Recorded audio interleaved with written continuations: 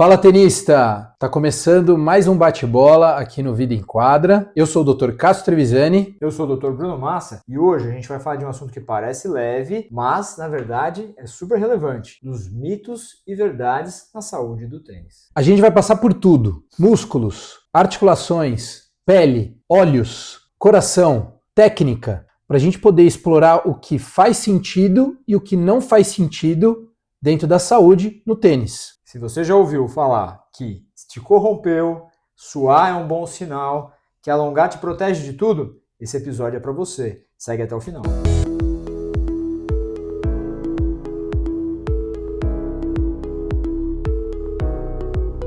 Muito bom. Então a gente vai falar de um negócio que no vestiário muitas vezes a gente ouve frases e cria isso como uma verdade absoluta. Vamos começar com o clássico, Bruno. Alongar antes do jogo previne lesão? Isso é um mito ou é um fato? Esse é um fato, dependendo do alongamento. O alongamento estático, aquele clássico, você fica parado e se alonga, esse não. Esse pode até piorar. Ele te faz perder potência, ele te aumenta até o risco de lesão.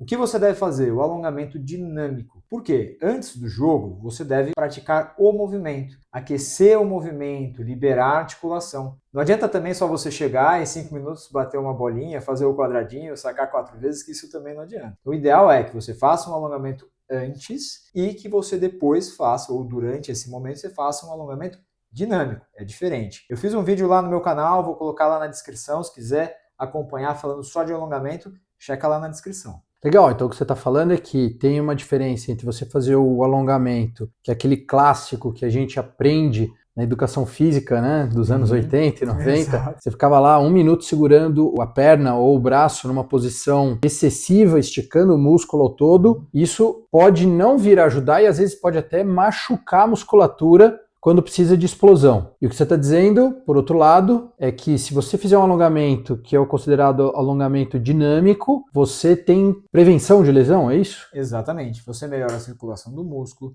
você inicia o processo de aquecimento, você melhora justamente a mobilidade das articulações, você prepara inclusive o seu cérebro para o movimento que você vai fazer. Isso é super importante e super relevante. Eu lembro que quando a gente entrou na faculdade, à época, o conceito de alongamento na medicina esportiva era um conceito estático. Depois, passando o tempo com trabalhos mais atuais, lá para o início dos anos 2000, a gente entendeu que o alongamento estático ele pode estressar a fibra muscular e aí quando você precisa recrutar a fibra no momento de explosão, ela tende a poder rasgar-se e isso vira lesão muscular. E o aquecimento dinâmico, por outro lado, você tira o músculo, a fibra daquela posição de repouso em que ela está encurtada, você não precisa de toda a amplitude, você gentilmente faz ela ganhar um pouquinho mais de amplitude, alongando no movimento que você vai fazer e de forma cuidadosa e lenta. E aí vai aumentando a amplitude, é isso, né? Exatamente isso. O alongamento dinâmico ele deve ser feito, ele pode ser feito ao final da atividade, com a musculatura já quente. Esse é o momento de fazer, e realmente você ganha amplitude, respeitando, obviamente, sintomas de dor ou desconforto. Quando você faz ele com a musculatura fria, você tem duas questões. Primeiro, quando você faz ele de maneira muito abrupta,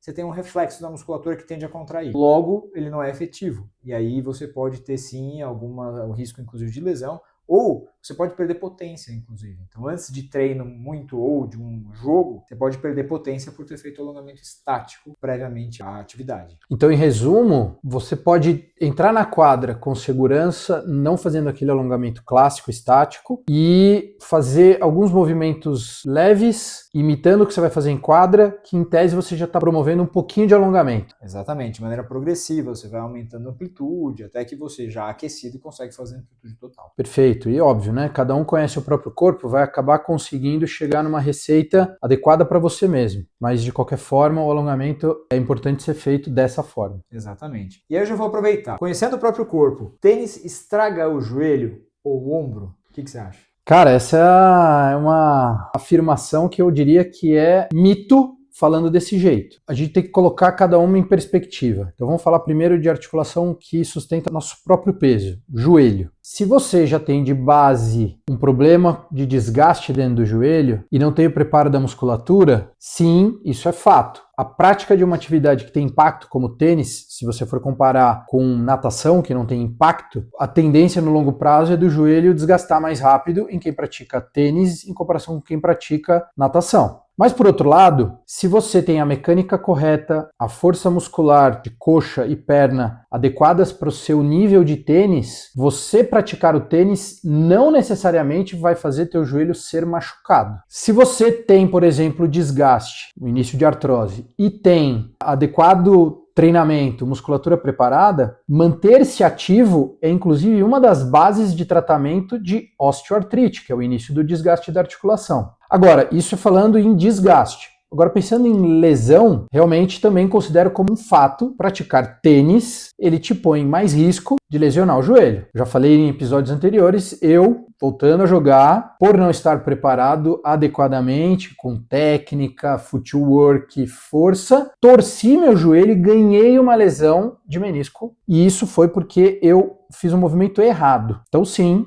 o tênis nesse caso pode machucar. Agora mudando para o ombro, é uma articulação que a gente usa bastante no tênis. Novamente, se você faz a técnica correta, é mito de que o tênis vai machucar teu ombro. Se você faz a técnica errada, aí é fato. Porque sim, você tem movimentos de rotação, movimentos de grande velocidade angular para você arremessar a raquete para ela colidir com a bola e empurrar ela para frente. E se a articulação faz o movimento de um jeito errado, você pode danificar ligamentos, cartilagem e tendões. Menos cartilagem no ombro, mais cartilagem no joelho, porque sustenta o nosso peso. Cartilagem é o que reveste os ossos, dando deslizamento de um osso em relação ao outro dentro da articulação. Então sim, se você tiver mecânica errada, fato. Se você tiver mecânica correta, possivelmente é mito. No ombro, o que mais vai acabar machucando são tendões, no joelho, cartilagem. Então, vou fazer um resumão aqui, hein, pessoal. A gente pode dividir em dois fatores.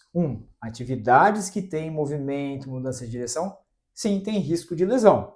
Se você não quer se machucar, você pode jogar xadrez, a chance de você se machucar é bem menor. Essa é a ideia. Não é? Mas quando você faz uma atividade que envolve corrida, você tem risco. Ponto. E a gente entendendo o nosso corpo, conhecendo as nossas limitações e nos preparando para a atividade que a gente vai fazer, a gente minimiza esse risco. É isso? Sim. Eu diria que o fato de você se preparar para isso, para praticar a atividade de tênis de forma rotineira, você vai se beneficiar, diminuindo a chance de você se machucar de forma traumática. É aquela ideia que a gente fala muito para o futebol em consultório, que às vezes é mais perigoso você jogar de vez em quando do que você jogar sempre. Porque jogando sempre, você está preparado, mais treinado para evitar situações de erro de mecânica que te põem a torcer o joelho, torcer o tornozelo. Agora, jogar de vez em quando, sim, diminui o risco de você, por exemplo, sofrer uma queda, diminui porque você está se expondo menos. Mas pensando em longo prazo, parte de desgaste, vai acabar tendo mais desgaste, então, de uma certa forma, é fato. Mas se você tiver o preparo para, você minimiza esse risco. Ótimo. Então, se você quer jogar e você tem alguma lesão, tem alguma questão, é importante que se condicione, que faça a técnica correta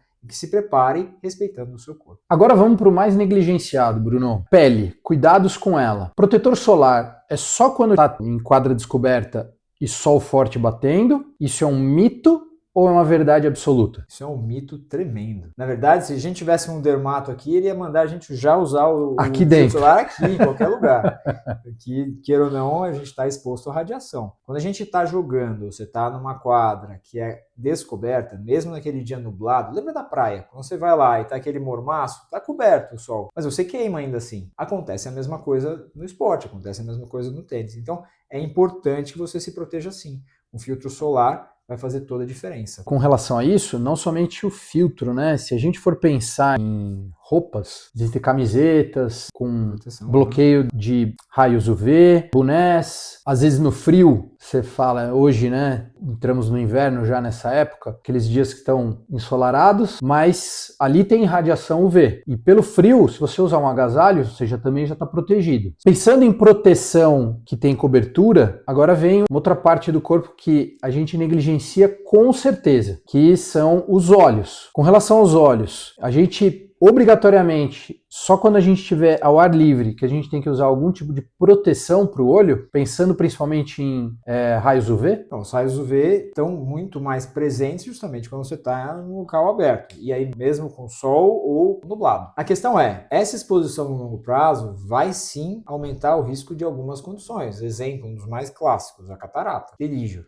Quantas pessoas não operam catarata ao longo da vida e poderiam ter se protegido dessa situação usando um óculos, um boné, evitando a exposição direta ao sol, evitando a prática nessas quadras abertas em especial, no horário de pico, das 10 às 16 em geral. Então, se você tiver essas atitudes, você já minimiza esse risco. Já é uma coisa interessante e importante que no longo prazo, sim, vai fazer diferença. Portanto, é mito que a gente só tenha que se preocupar em proteger o olho numa situação de sol excessivo. Uma coisa que eu, por exemplo, sinto bastante incômodo, eu já tenho uma tendência de olho mais seco. Em dias que está muito sol e muito vento, eu tendo a piorar essa sensação e então eu tenho que usar normalmente algum colírio lubrificante. Situações que você está jogando que tem ar muito seco, então grandes centros urbanos onde tem poluente no ar, isso pode ficar mais agravado. Então tudo isso daí são situações que você tem que ter atenção. Às vezes tem pessoas que têm suor que escorre e cai no olho e incomoda, gerando irritação no olho. É um mito que só temos que nos preocupar quando tiver muito sol. Exatamente. Até essa questão do vento, nos saibros, pode ter abrasão pelo próprio saibro que pode vir e cair no seu olho. Dias muito secos que sobe mais, né? Exato. Poeirão. Então isso é uma coisa importante. E ter sim um colírio para limpar, um soro fisiológico vai te ajudar. Isso é importante mesmo. Faz toda a diferença. As pessoas precisam se proteger nesse sentido, né? Aliás, com relação a isso, lembra que teve na Olimpíada o judoca, acho que o William, que foi medalhista na última Olimpíada, ele durante a luta, a lente dele caiu.